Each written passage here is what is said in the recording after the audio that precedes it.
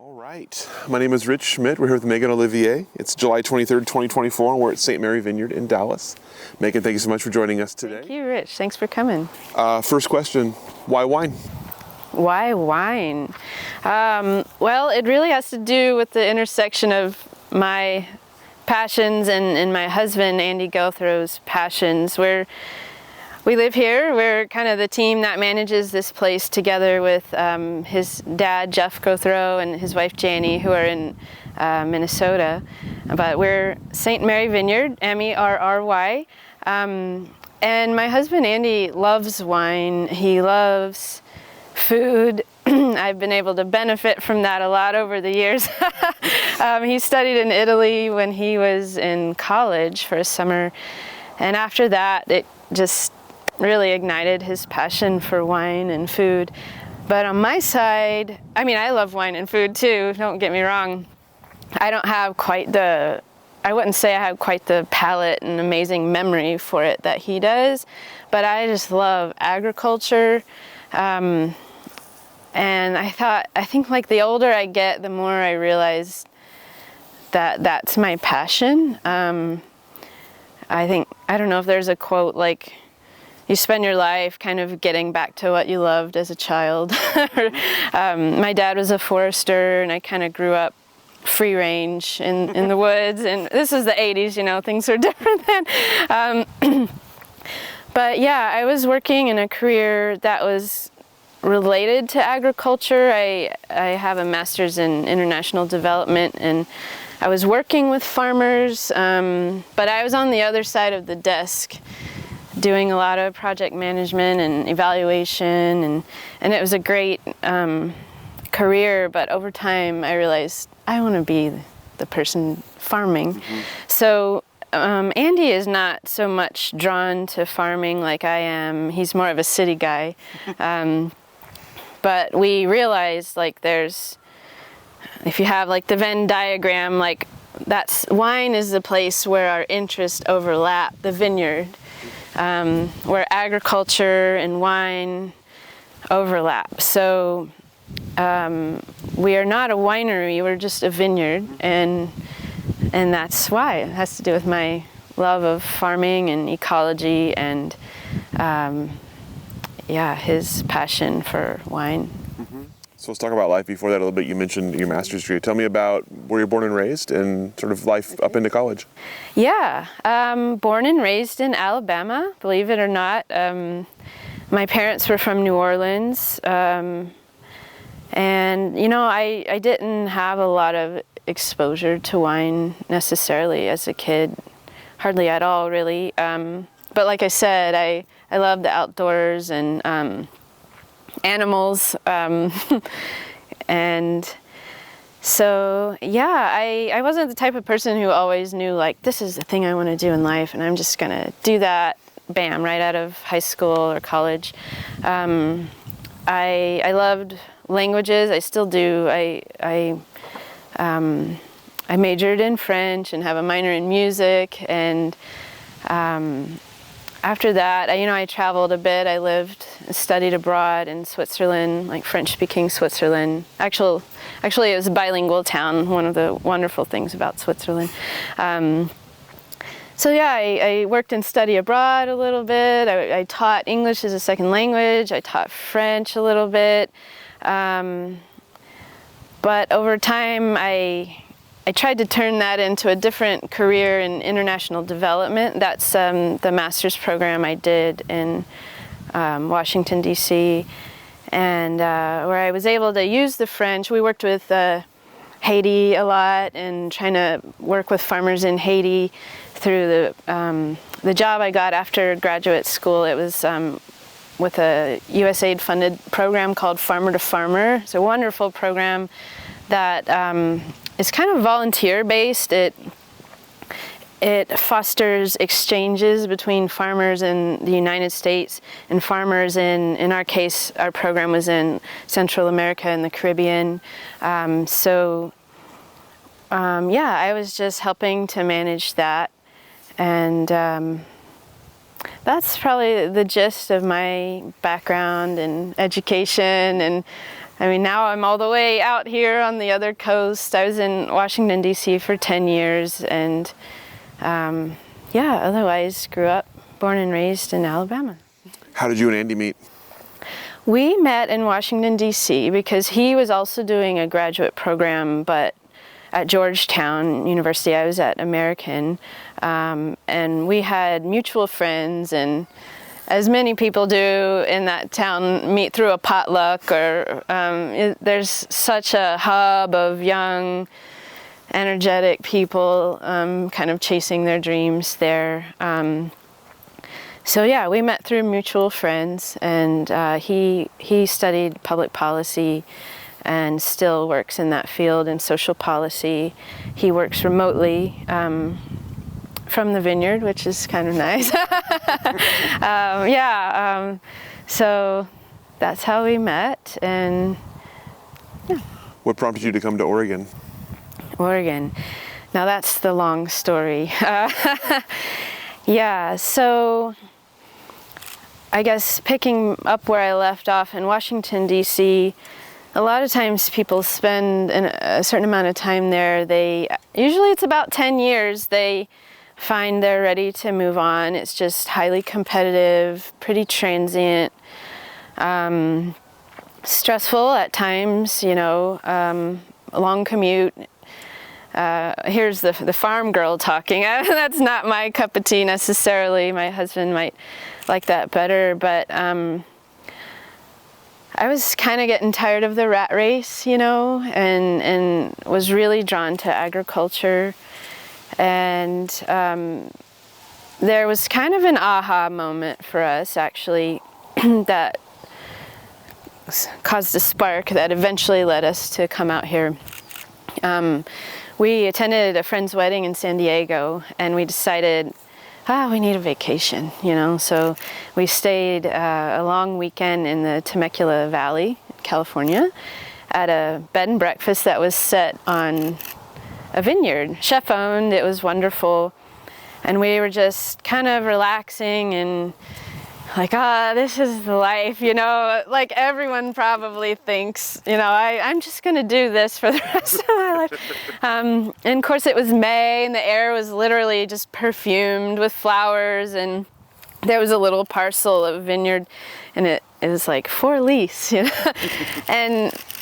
but we were like, could we really do this? That's when we realized where that Venn diagram overlapped. Andy was like, this is the type of farming I could get behind. And I said, say no more. And we kind of became obsessed with the idea of starting a vineyard. Before we went back to the East Coast, we're like, well, we better get some resources. We bought some books and talked to people in tasting rooms, and just got really energized about it. And we hatched a 10-year plan then and there, and just started researching and trying to figure out if we really could do this. What year was this? Okay, it was probably around 2012-ish. We didn't have kids yet. So we returned back home and to our normal lives, but kept kind of pursuing this dream. And part of that was researching, like, where could I go to learn about vineyard management and viticulture, because I knew I would need education in it, but I didn't really want to launch another master's degree or anything like that. So we looked at different community colleges, and the one we settled on was Temecula Community College in Salem, just 30 minutes from here. And of course that had a lot to do with Oregon. We were also looking at Washington State and a little in California, but we quickly realized, like, Oregon's really the place for us. The more books we read and research we did, it's true what you read and hear about the really collaborative, wonderful culture here in wine in Oregon. And also, I just didn't know if I could be in, like, the high desert of Washington. I didn't know if I could live without trees. everywhere. Maybe it's that forester gene in me, but and Oregon has amazing trees. So that's one of the reasons we kind of gravitated towards Oregon. And I enrolled in Chemeketa, and our 10-year plan became more like a 4-year plan for a lot of reasons. And we just kind of took a leap of faith and came out here. What were your impressions of Oregon before you got here? Well, it would have been wise to develop some impressions before we came, but we intended to come and then to put our house on the market and move. But the way it worked out, by then we had a baby. My son Henry was born in 2015, so that changed things a lot. And we wanted to see him more. You know, we were working a lot, and he was in full-time daycare, and we wanted to see him more. So by the time we moved out here, he was 11 months old, and we just took the plunge. We sold our house and rented in Salem, and you know, we had friends who had moved out here. They're not in the wine industry, but I was kind of following their journey in Portland, and they were just loving it. You know, they were going camping and all the things you do out here, the beautiful nature. And we researched the weather a lot because I was worried it'd be too much rain, clouds for me. But you know, everyone thinks Oregon is rain and clouds all year, at least everyone from where I'm from. But obviously, no. I mean, Andy jokes we have like winter, like England's winter, and summer, like, you know, Provence or something. And it's so we get our fill of sun, and then we're ready for the rain.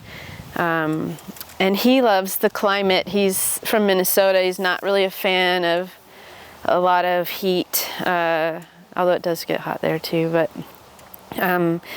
he wanted no mosquitoes. Anyway, yeah, it was a great climate for growing wine grapes. I found people to be, well, it depends where you are, right? And Portland's very different from Salem, is very different from Dallas, but coming from the city, I found everything seemed very small in Salem, and now Salem seems like the big city compared to Dallas, and so it's a far cry from any city, but I like the peaceful environment out here, and I think that's great for for our kids. My son is autistic, and kind of loud, chaotic environments are not great for him, and when he was younger he would kind of just wander off, and we felt good here. It felt like it was a good place for him, and my daughter, we have a daughter too. She was born in 2017, so we were just about, we moved here when she was 9 months old actually, so she's a bit more of a Vineyard kid from the beginning. But yeah, we were just ready to jump into whatever culture and beautiful scenery Oregon had to offer for us. When we talk about Chemeketa for a second, tell me about going back to school for wine and viticulture. What was the program like? It was very practical, which is what I wanted, very hands-on. The semester that I started there was in the fall winter term, and you know, they have a student-run vineyard, so you know, we were part of teams, and Jessica Cortell was the instructor back then, and so you know, each class we were out in the vineyard as a team learning to manage the vines, but I took more I suppose academic classes, like in vine physiology, and I also got to do like a wine appreciation class, which is really fun. And I had never done anything like that before, so even though it was kind of an intro level class, it was it was really a great experience for me to learn about the sensory analysis of wine. But I really loved the part where, like, over the course of the different seasons, we were in the vineyard and doing, taking care of the vines and doing the very practical management tasks.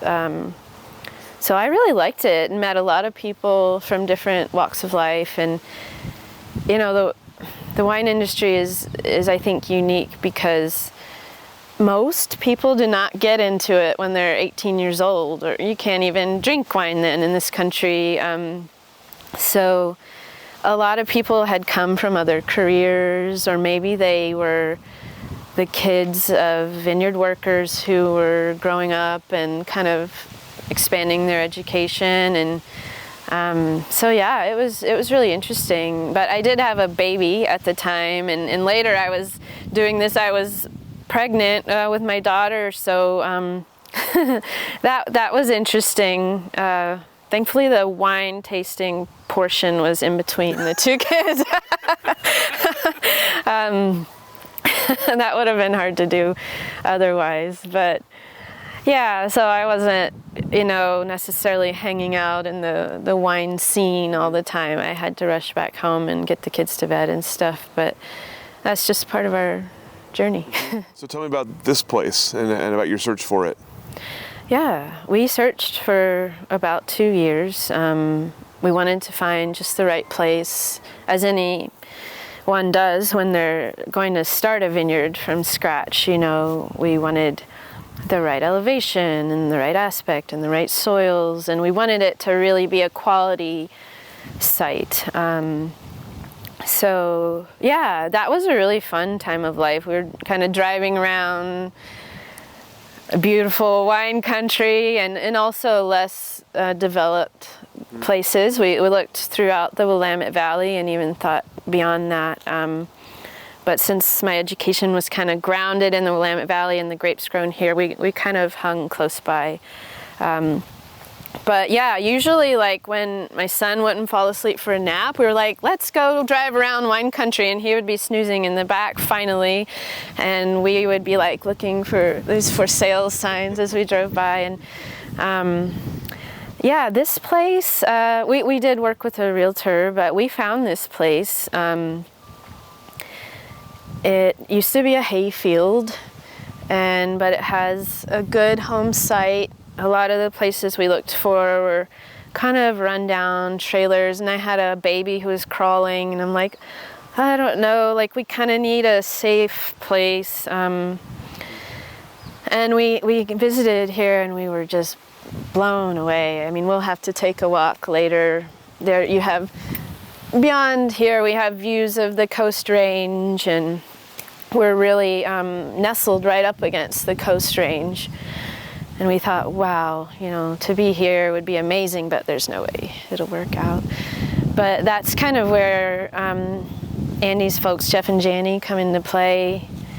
They were like, what do we need to do to make this happen? It's a really great place. And so they kind of joined our venture. It's really like a family venture, and they are our kind of financial and strategic partners. That's kind of their background, and they have just amazing brains for business planning. And so yeah, this place was everything we wanted it to be, and we planted it from 2020 up until last year, 2023. We planted our last few acres. So we did it gradually. By now we have about 16 acres under vine, and a little more than that in kind of, I would say protected, but just just natural, like forest land, kind of for the wildlife. And it's got a lot of native species and a little seasonal creek, and we love that, and we want to restore that. So that's part of our property. What else? We're planted to Chardonnay, Pinot Noir, of course. We have Gamay, and we've kind of excited about these two smaller plantings of Spanish grapes, Albarino, which most people know, and Mencia or Menthia, if you want to say it the authentic way, a really beautiful red from northwest Spain and some Portugal that maybe not many people have heard of, but it was kind of a passion project for a winemaker that we partnered with before we planted, and so we teamed up with him and planted some grapes for him. So what else? Yeah, we have a relatively high elevation. We kind of max out at about 720 feet, at least for the Willamette Valley. That's relatively high. And what else? We have sedimentary soils, so kind of ancient marine seafloor. Pretty droughty, quick draining, which the grapes love, but it's a stark contrast to those really deep, volcanic soils that a lot of the northern Willamette Valley enjoys. Yeah, I guess that basically sums up our site. Tell me about learning viticulture and then about implementing it in the vineyard. Yeah, that has been a big learning curve, but it's part of the joy of it. I'm still learning. I mean, it was about 8 years ago that I did the program, but Jessica Cortell was really my actual teacher, and then kind of my unofficial mentor, because we worked with her. We still work with her after this time in her business, Vitis Terra Vineyard Services. Really help us a lot with strategic decisions and installing the vineyard and the vines and clonal decisions and everything. She's just a phone call away. It's great. So she's kind of my advisor and our partners in crime. Because there's a lot to learn, and that's one thing I just love about this, though, is especially if you've gone the way that we've gone and you've added animals, and we practice regenerative viticulture. There's just an endless amount of things to learn and experiment with. I think the biggest personal hurdle for me with regard to applying what I've learned was all the tractor work. I did not grow up with that. And it wasn't a big component at the time, at least. I don't know what it's like now, of Chemeketa's program. One day I got to drive a tractor, and I'm like, does this drive like my Prius? Because, I mean, they put me in there. Is Russell Moss at the time was the instructor. I'm like, are you sure you want to trust me with this? But we got to do some basic things. Hook up an implement or pick up a bin with the forks. But for me, I was like, this thing is loud and powerful and scary. And but I've gotten used to it. And when it was a hay field, I had to mow the whole thing multiple times. And it's not a flat vineyard. There's a lot of elevation change, and it goes down the valley, and we have kind of a west wing, and it abuts right up to the forest, and I've had to kind of get used to that and learn to trust myself, and then to drive the vineyard tractor down the rows. We have 7-foot rows, and it's like a driving test every day. You gotta make it in there, and working the implements. It's been an exciting learning curve. So you mentioned regenerative agriculture, and it's very clear looking at the vineyard that you're practicing regenerative agriculture. Tell me about why, and and also about how. Yeah, it was an evolution in thinking. We definitely came out here. I guess it's mostly been me, for better or for worse, but also Andy, and the way that we look at the earth and the changing climate and energy and resources. We always wanted solar panels and electric vehicle, and you can't see us behind the camera. Actually, in the winter, you can see there's a huge like rainwater collection tank there. But when we first started, I was more like an organic gardener. And so that's where I started. And we thought, well, maybe we could do like organic practices. And then when I was at Chemeketa, I learned about live, low input viticulture and enology program that we have here, which is great. It's more like sustainable practices. I feel like by now we've really gone to the extreme and kind of not surpassed that, like we're better than it or anything. That's not the case, but we've gone beyond that. We started with the cover cropping and the only cultivating every other row, and we went past that to do no-till, although there's a story behind that. We have had to cultivate a bit. I blame it on the pigs.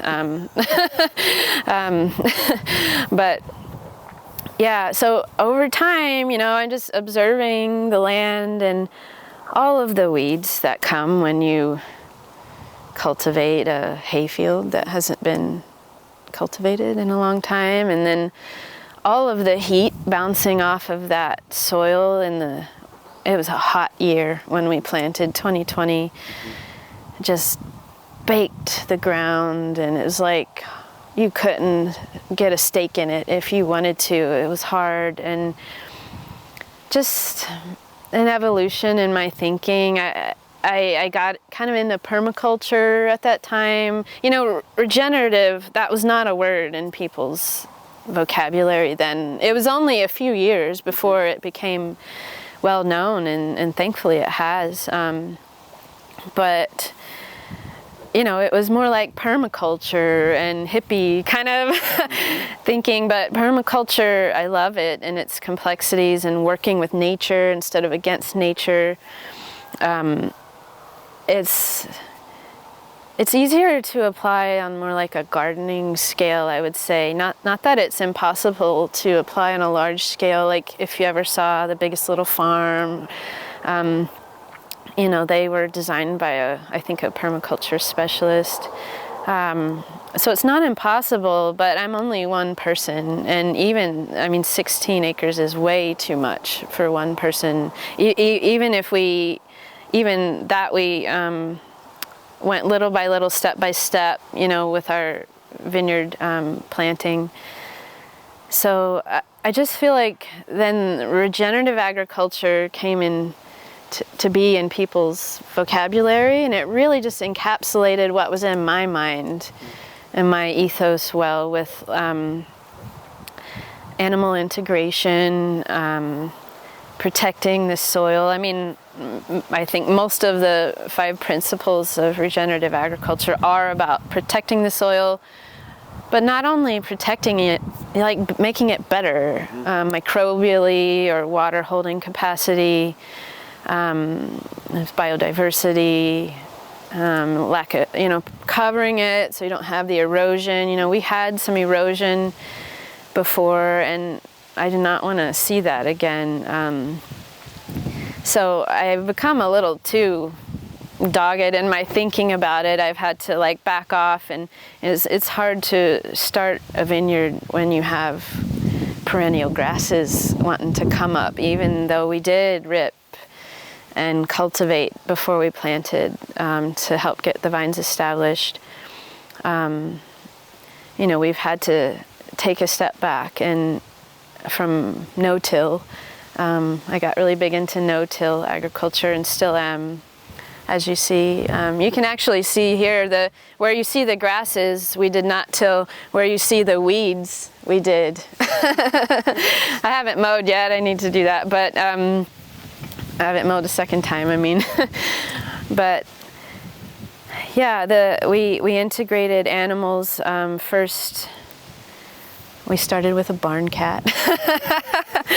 And then we got livestock guardian dogs because we wanted to have sheep. And we don't have sheep because, I was talking to Jessica, and she's like, I have these grazing pigs, coonies. They're a heritage pig. They're wonderful. At the time, I was like, whoa, that is a beast. I don't know if I could handle that, but I've come to really love them. She said, they graze just as well as sheep. And so we got 2 piglets from her. Now we have 5, and we want to double that to really have a better kind of stocking rate for the amount of land we have. As we rotate them, we practice rotational grazing with them, which is a little different. I don't know if I know anyone else that here doing rotational grazing with pigs, except maybe Stephen Hagen at Antiquum. He's one of my local farming heroes. And actually, he's where I really learned about rotational grazing, because I don't know him very well, but I asked for some book recommendations, and he recommended a book on rotational grazing, and I learned about it and got really into it and its benefits, not only for the land and the grass or cover, but for the animals as well and for their health. So it's a lot of work, but for me it's worth it, and I just love that. So yeah, it's been a journey, and we're still on the roller coaster. Like I said, with the no-till and having to take a step back. The pigs, a lot of people tell you, oh, kunis don't root.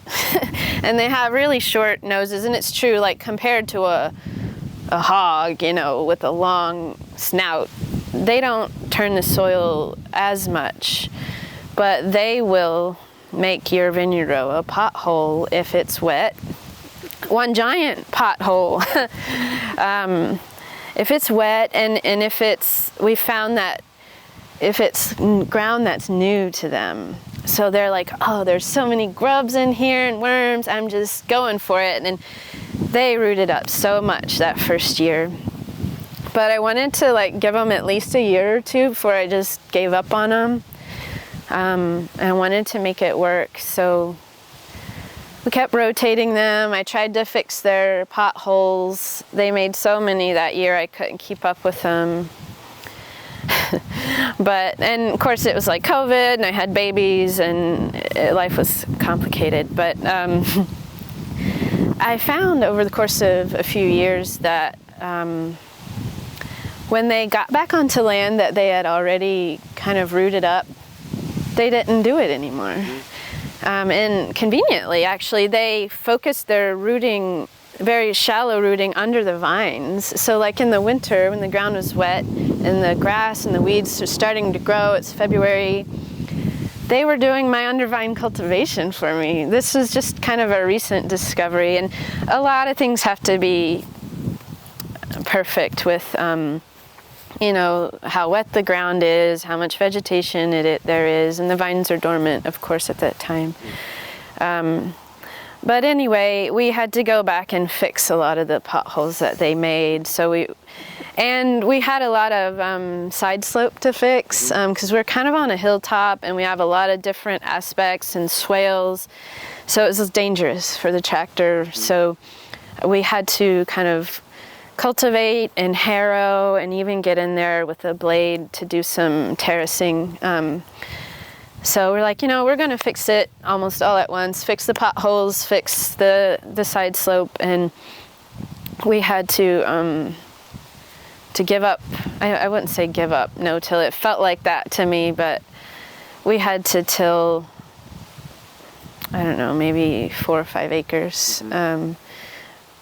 Or actually, maybe more like 6. It was a chunk of our land, and that was really hard for me. But there are some benefits to the vines when they're young to doing that. But we're going to get back to our no-till, and we would like to expand our animal program. We have ducks, we have chickens now, pigs, and the cats and dogs. But who knows what'll be next. Maybe some goats to help clear out that overgrown forest. Yeah, definitely some goats. Yeah. Definitely some goats. I was scared, goats by a vineyard. I don't know, that could go awry, but they're good at what they do. This is true. For sure. It's true. Yeah.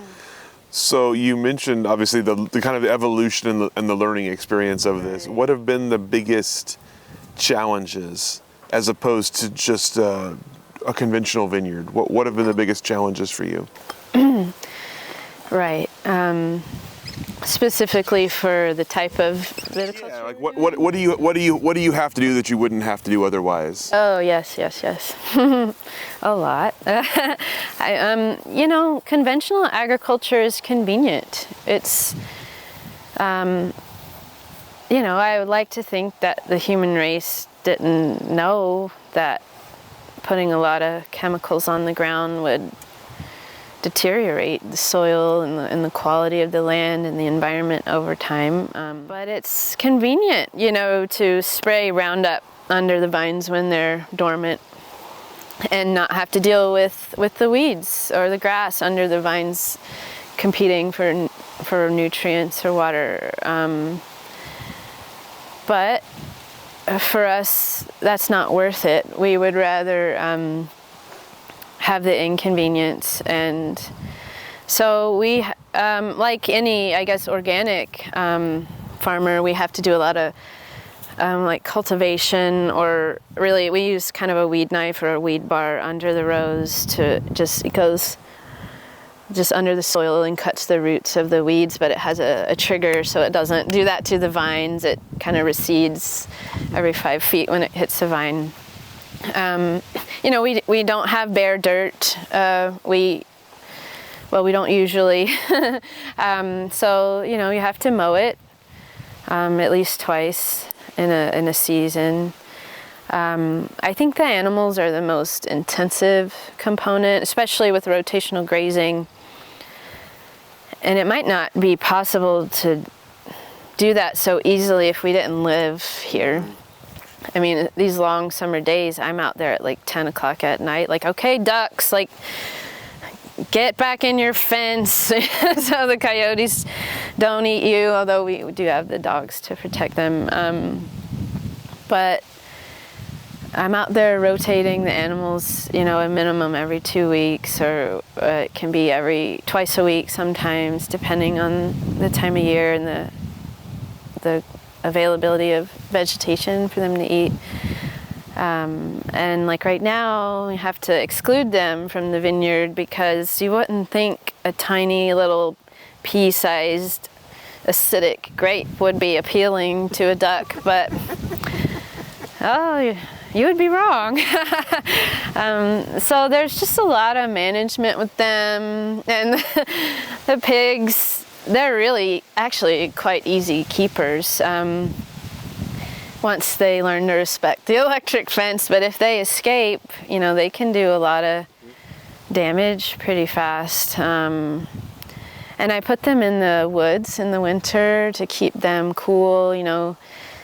They are sensitive to heat because they can't sweat, and that's why they need a wallow. So I'm out there trying to make wallows for them. But it's nice when they're in the forest because that dense shade is so much cooler, and they actually will, if there's not a million acorns, they'll eat poison oak, they'll eat blackberries, the invasive species, and they'll eat the leaves off. They won't eat that fibrous stem like a goat would, but they do a great job, but it takes extra management. What else? Cover cropping, it's not that hard, but you have to spread the seed.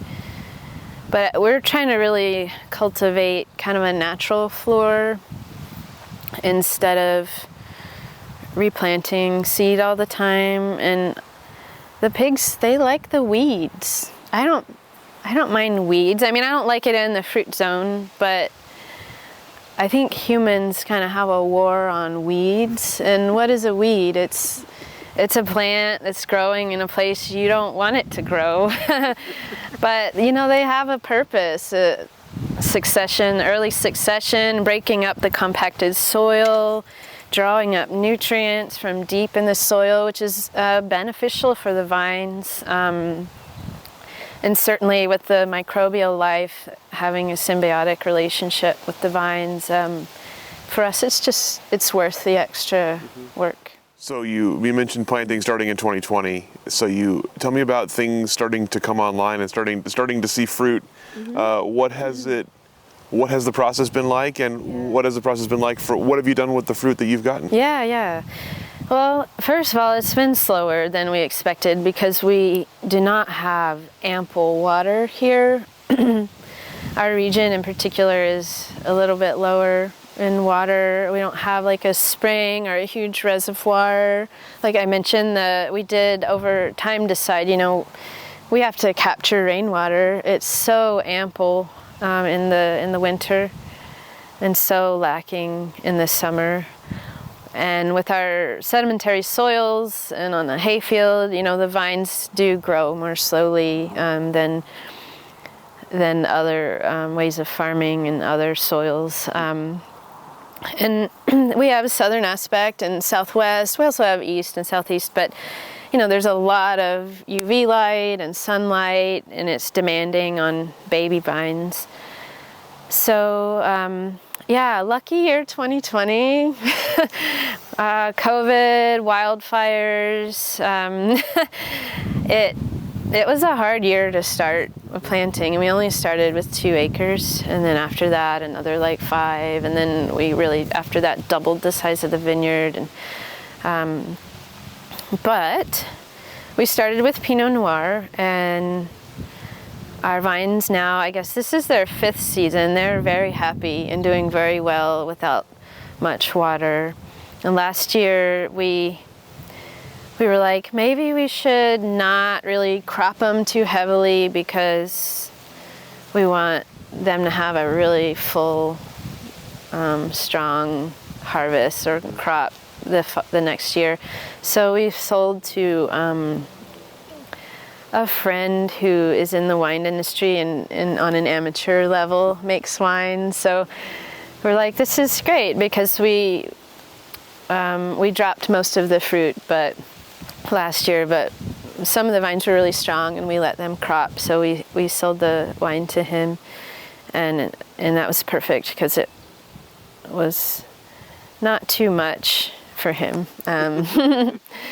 Yeah, and I can't wait to try that. He actually blended it with some of our Chardonnay because those vines were starting to make fruit as well, even though they were a year younger.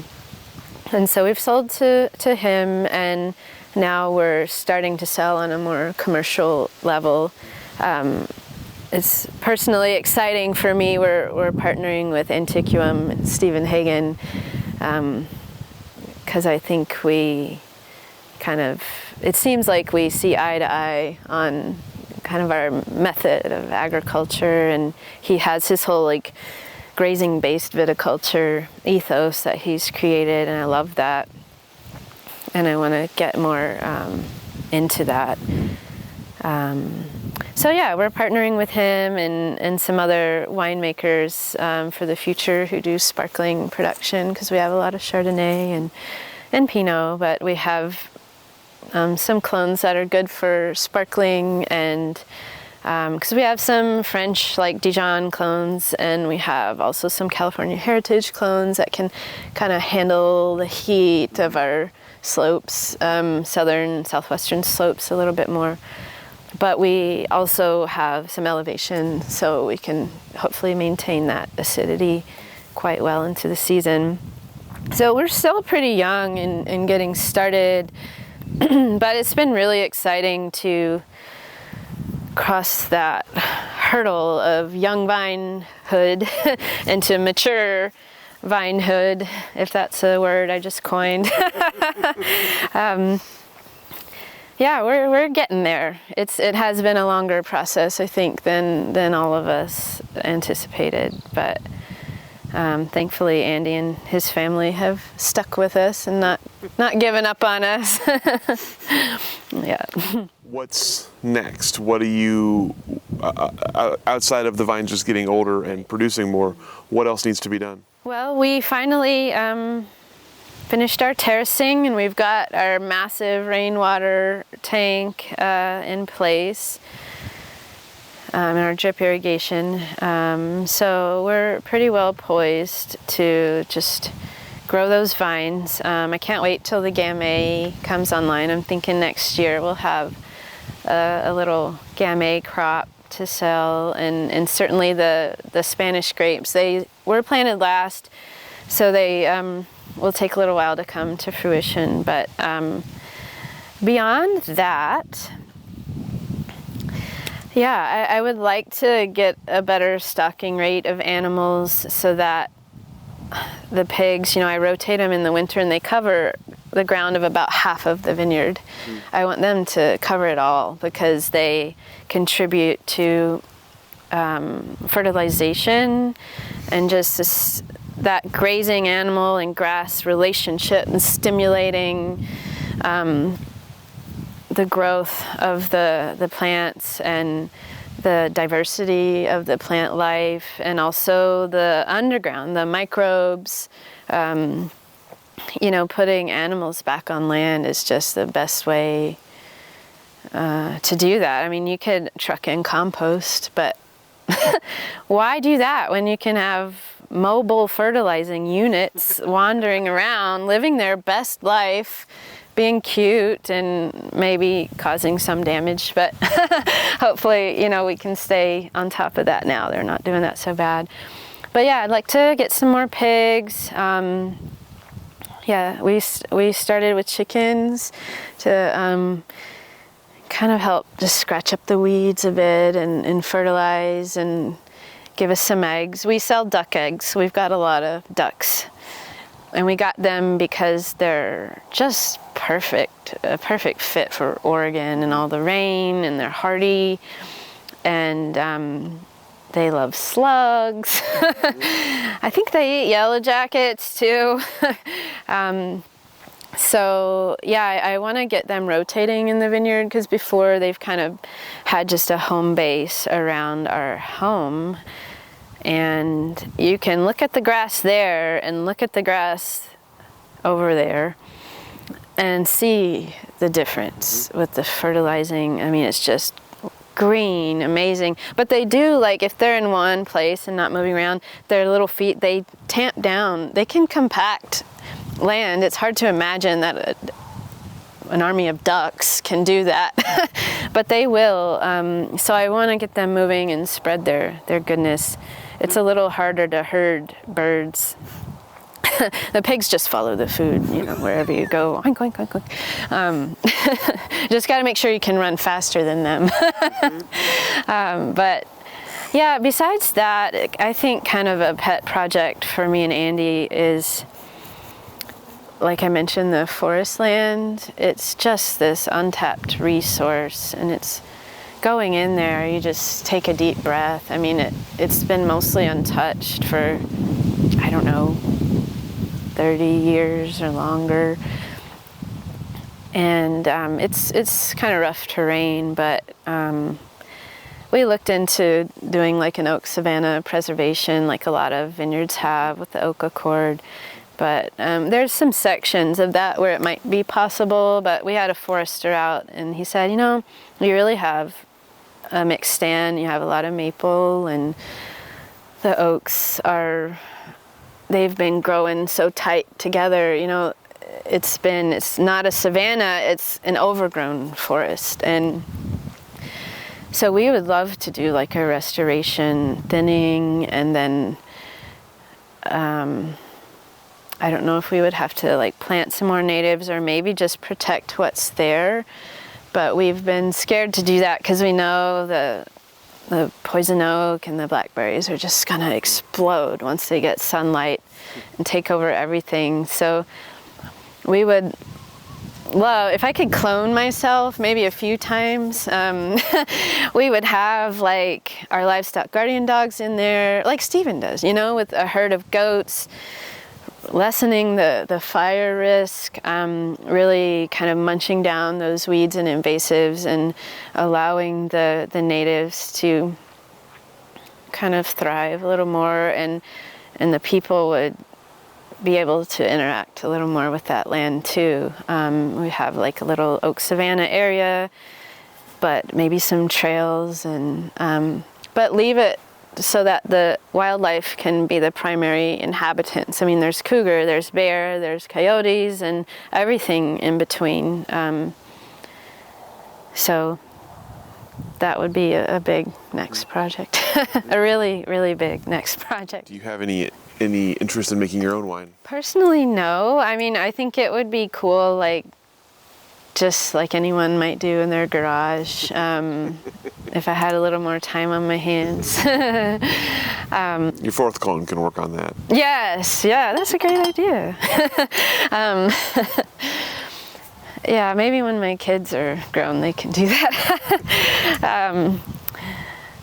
You know, I think it's amazing, and I love wine, but I don't really see us going in that direction. I say that and like watch it happen, but I hear it's even harder to sell wine than it is to start a vineyard, and that has really scared me away from it. But I mean, there are so many wonderful winemakers here, and it's fun and nice to be able to partner with them. It's hard to be just a vineyard. And there aren't many vineyards who are just a vineyard, because it's just fruit farming. Farmers do not make a good living usually, but you know, this is a value-added crop, and we wanted to really go for quality, like the top quality, and we're not in it just for quantity or just for churning out a product. It's kind of a labor of love, and I don't really think we'll go down the winemaking road, but who knows? So you talked a little bit about kind of early impressions of Oregon through Chemeketa and through some of the people you're meeting. Tell me about where the Oregon wine industry is right now, where it looks like to you, and maybe where it's headed. Yeah. Let me think about that for 1 second. Because I feel like it is kind of at a crossroads. Since the pioneers came, you know, it was all about Pinot Noir and Chardonnay and Pinot Gris, some other grapes. But I feel like the tides are really turning, and Oregon makes wonderful Pinot Noir. And that's my favorite grape. That's one of the reasons why we came here that I didn't mention. But I'll tell you what, there's a lot of Pinot Noir planted, probably because it was that initial like main grape, and looking at Burgundy and the grapes that they grow. It's really hard to sell Pinot Noir right now. There's a glut on the market. I'm glad that we kind of saw that, had a tiny bit of foresight on that, and we have mostly Chardonnay planted. The Chardonnay is, people come knocking on your door for it, you know. So yeah, we'll see with that. I feel like that's a big kind of turning point in the wine industry now from our perspective. But it's really exciting to see sparkling really gain momentum in rosé too. But it seems like sparkling is really on the incline, and it seems like the Willamette Valley is really well positioned for that, for making excellent sparkling. And there's some really exciting new young producers coming in doing amazing things with that, and some old amazing producers too. So yeah, I think that's an exciting trend, and one we would like to be a part of, just because what we have planted in our site in particular. And I mean, on the farming side, going back to regenerative viticulture, it's really taken off. I mean, I think it's great that everyone wants to, not everyone, but a lot of people want to be a part of that now. That's what we need as a species for the environment. Not to say that vineyards are going to save the world or anything, but you got to start somewhere in agriculture. And I could be wrong, but I think besides the ocean, the soil, the earth, collectively, the soil is the largest, like, carbon sink, the biggest opportunity to sink carbon. So that's really exciting, people getting animals and prioritizing that. I've seen a lot of vineyards really start to kind of jump on that bandwagon, and I think it's great. So what else is in your future, personally or professionally? Anything else you're looking forward to or excited about? Looking forward to having some commercial harvests and just kind of perfecting that, because harvest is chaotic and complicated. I tend to gravitate towards chaotic and complicated now that I think about it, so maybe I'll enjoy it. But, there's a lot of moving parts, so I want to really get that down and get good at it and have some happy winemakers. Would like to taste some wine from our property at some point. I mean, I know it will probably be blended, but that would be really cool. Personally, our kids are 9 and 6 now. I'm not gonna force them into this life. That was a personal choice. It would be cool if they developed an affinity towards it. My daughter has an amazing sense of smell. It's surprising at times, and both the kids are really smart, and I'm sure they'll pursue their interests. It would be nice if they could be a little more helpful around the farm. I could sure use the help. They're not so interested in that, but I think my daughter, at least, has become interested in the value of money, so and how many Barbies she can buy, so or arcade games or something. But she helped me do some harvesting last year, and just a little bit, and do the refractometer, telling the bricks, and that was fun. And now she's like, well, if you pay me, what can I help you with that you'll pay me for? I cannot get her to do chores in the house, my son either, but she likes to collect the chicken eggs, and I'm hoping there's a little budding farmer in her, or my son, but he's more of an indoor type, to have some help around here. That would be personally exciting for me. Don't they know that's why farmers have children? Right, I know. I'm like, didn't they get the memo? I mean, after 2, we were like, this is enough for us, so we cannot handle this. I mean, they both have special needs, so I don't push them too hard. We try to work with that and try to balance that in our lives, but it's been a theme for sure. We can't do everything that just anyone can, even if they have kids. I can't imagine having a lot of kids. I guess I kind of have animals instead. Yeah, we plan on seeing this through to being a great vineyard, making great wine, hopefully, and I think that'll keep us busy for a plenty long time. So the last question for you, what's your greatest achievement or proudest accomplishment? Oh, wow, that's a big one. I guess I would just have to say it's not so new to what we've been talking about, but just getting this place up and running with everything it's involved, from nothing to this. I mean, when you're installing a vineyard, there's kind of this moment where it's like, I am permanently altering this land, probably forever, because it would take so much work to, I mean, these oil posts are like driven into the ground with spades, and but I'm proud that we've put in a lot of perennials, almost 20,000 perennials into the ground, and I hope they live a long time, and the vineyard lasts a long time as an ecosystem.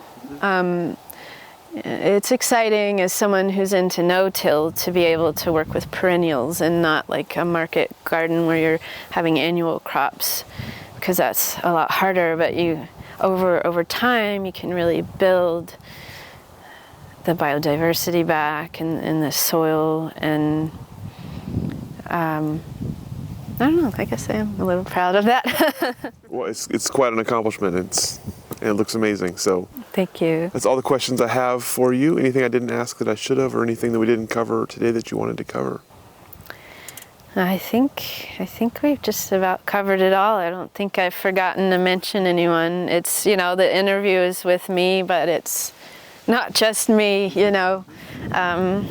Andy and his family are a huge part of this, and Jessica and her company, and all of the people, the amazing people who work with her and work for her. It takes a lot of hands, and so I should definitely mention all the farm workers and stewards who make it possible. Yeah. So yeah, I think we pretty much covered it all. Well, thank you so much for taking the time to share your story with us, sharing your beautiful space with us, sharing your very sleepy dog with us. She's guarding us right now. I do feel very safe. Thank you so much, and we'll go ahead and let you off the hook. Okay, thank you.